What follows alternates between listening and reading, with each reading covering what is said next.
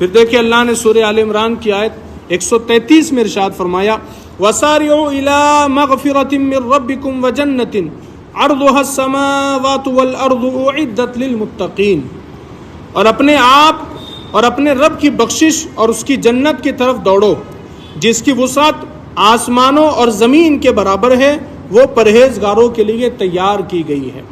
اللہ رب العزت فرما رہے کہ اپنے رب کی بخشش اور اس کی جنت کی طرف دوڑو۔ پہلے سود کا بیان کیا، پھر کہا آگ سے اپنے آپ کو بچاؤ، پھر کہا رسول کی اطاعت کرو، اور اب کہاں جا رہا ہے اپنے رب کی طرف بخشش کے لیے دوڑو۔ اگر تم سے کوئی گناہ ہو بھی جائے اللہ کی بارگاہ میں سچی توبہ کرو، عرض کرو مولا مجھ سے یہ گناہ ہو گیا، میرے گناہ کو بخش دے، میری غلطی کو معاف کر دے۔ اپنے رب کی بخشش اور اس کی جنت کی طرف دوڑو، یعنی کہ ہم کو نیک اعمال کرتے ہوئے اللہ کو راضی کرتے ہوئے جنت کو پانے کی تمنا بھی کرنی چاہیے۔ یہ انسان کے دل میں آرزو ہونی چاہیے کہ میں نیک اعمال کروں تاکہ اللہ مجھے جنت دے دے۔ اور اس جنت کی وسعت کے بارے میں اللہ نے کیا بیان کیا؟ اللہ فرماتا ہے عرضها السماوات والارض، جس کی وسعت آسمانوں اور زمینوں کے برابر ہے۔ جنت کی وسعت جو ہے، چوڑائی جو ہے، وہ آسمانوں اور زمینوں کے برابر ہے۔ اور فرمایا اعدت للمتقین، وہ پرہیزگاروں کے لیے ہے۔ جو انسان پرہیزگاری کرے گا، جو انسان اللہ رسول کی اطاعت کرے گا، ان کے لیے جنت ہے۔ اور وہ جنت ہے بھی کیا؟ زمینوں، جتنے ساتوں زمینیں ہیں، ساتوں آسمان ہیں، ان سے زیادہ وسعت ہے جنت کی، ان سے زیادہ وسعت۔ اب انسان کو سمجھانے کے لیے اگر آپ دیکھیں دنیا میں سب سے بڑی چیز کون سی ہے؟ انسان کو اگر دیکھا جائے کہ بھئی دنیا میں سب سے بڑی چیز کیا ہے، تو انسان کو کیا دکھائی دے گا؟ آسمان ہے، سب سے بڑا آسمان اور سب سے بڑی زمین ہے۔ تو اسی سے اللہ نے مثال دیا کہ اس جنت کی طرف دوڑو جس کی وسعت آسمانوں اور زمینوں کے برابر ہے۔ اتنی بڑی ہے جنت۔ بلکہ حضرت انس بن مالک رضی اللہ تعالیٰ عنہ سے کسی نے سوال کیا۔ حضرت انس بن مالک سے کسی نے پوچھا، کیا ہے انس بن مالک، ذرا یہ بتائیے کہ جنت آسمان میں ہے یا زمین میں ہے؟ یہ بھی بڑا دلچسپ سوال ہے کہ جنت ہے کہاں؟ جنت کے بارے میں اتنا ہم نے سن رکھا ہے، جنت ہے کہاں؟ تو کسی نے پوچھا حضرت انس بن مالک سے، جنت آسمان میں ہے یا زمین میں ہے؟ تو حضرت انس بن مالک نے کہا، کون سا آسمان اور کون سی زمین ایسی ہے جس میں جنت سما سکتی ہے؟ تو پوچھا گیا پھر، کہا کہ جنت اتنی بڑی ہے کہ وہ کسی آسمان میں سما نہیں سکتی، نہ زمین میں سما سکتی ہے۔ تو پھر پوچھا کہ پھر جنت ہے کہاں؟ نہ آسمان میں ہے نہ زمین میں، تو جنت کہاں ہے؟ حضرت انس بن مالک کہتے، جنت ساتوں آسمان سے اوپر اللہ کے عرش کے نیچے ہے۔ جنت ساتوں آسمان سے اوپر اللہ کے عرش کے نیچے ہے۔ تو آپ سوچئے، جنت اللہ کے عرش کے نیچے ہے، اور جنت میں انسان، جنتی کے لیے سب سے زیادہ قیمتی چیز کیا ہوگی؟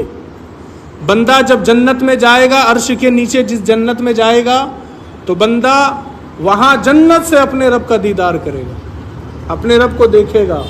یہ مومن کے لیے، جنتی کے لیے سب سے بڑی نعمت ہے کہ وہ دل بھر کے اپنے رب کا دیدار کرے گا، اپنے رب کی زیارت کرے گا۔ تو فرمایا اس جنت کی طرف دوڑو جس کی وسعت آسمانوں اور زمینوں کے برابر ہے، یعنی کہ 7 آسمان 7 زمینیں اگر قطار سے رکھ دی جائے، 7 آسمان 7 زمینیں اگر لائن سے رکھ دی جائے تو جتنی چوڑائی اس کی ہوگی، اللہ فرماتا ہے اتنی چوڑائی جنت کی ہے۔ کتنی چوڑی ہوگی جنت؟ پھر جنت میں 2-4 محل تو ہوگے نہیں نا، کروڑوں محل ہوگے جنت میں، کروڑوں محل ہوگے۔ اب جب دنیا کے لوگ زمین کو نہیں ناپ سکے کہ زمین کتنی بڑی ہے، تو ابھی تو 7 زمین باقی ہے، پھر 7 آسمان باقی ہے۔ ایک آسمان سے لے کر دوسرے آسمان تک کا فاصلہ کتنا ہے کہ اگر کوئی گھوڑ سوار تیز رفتاری کے ساتھ، اگر تیز رفتاری کے ساتھ وہ گھوڑ سوار اگر چلتا رہے نا، تو جب وہ 500 سال اس کو لگیں گے ایک آسمان سے دوسرے آسمان کو پہنچنے کے لیے. اگر وہ تیز رفتار گھوڑے سے بھی چلا تو ایک آسمان سے دوسرے آسمان تک جانے کے لیے 500 سال لگیں گے، اور ایسے 7 آسمان ہیں اور 7 زمینیں ہیں نیچے.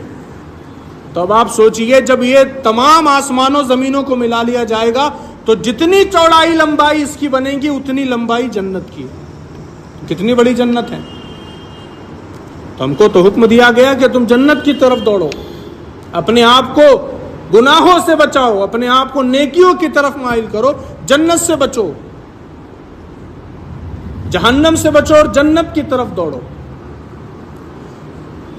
اب بہت سارے لوگ ایسے ہوتے ہیں جو جنت کے لیے عبادت کرتے ہیں،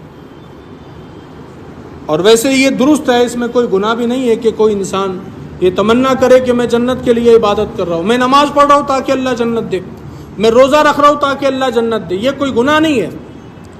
لیکن ہمارا جو تصوف ہے اسلام میں وہ الگ تعلیم دیتا ہے. یہ بھی درست ہے کہ انسان جنت کے لیے عبادت کرے کہ مجھے جنت ملے گی، لیکن تصوف کیا کہتا ہے؟ حضرت رابعہ بصری جو ہے تو بازار کے اندر ایک ہاتھ میں آگ ایک ہاتھ میں پانی لے کر کے جا رہی تھی، غصے کی حالت میں تھی. تو کسی نے رابعہ کو روک کر کے پوچھا، رابعہ بتا آخر تو اتنے غصے میں کہاں جا رہی ہے؟ ایک ہاتھ میں جنت ہے، ایک ہاتھ میں آگ ہے، ایک ہاتھ میں پانی ہے، کہاں لے کر جا رہی ہے؟ تو حضرت رابعہ بصری فرماتی ہے کہ دراصل میں آگ اور پانی کو اس لیے لے کر کے جا رہی ہوں کہ میرا دل چاہتا ہے کہ میں اس آگ سے جنت کو جلا دوں اور اس پانی سے جہنم کو ٹھنڈا کروں. کہا آخر تم یہ کیوں چاہتی ہو؟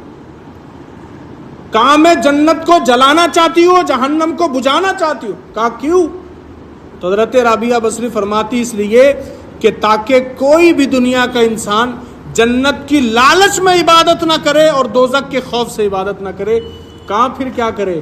حضرت رابعہ بصری فرماتی میں یہ چاہتی ہوں کہ کوئی بھی بندہ نہ جنت کی تمنا میں عبادت کرے نہ دوزخ کے خوف سے عبادت کرے.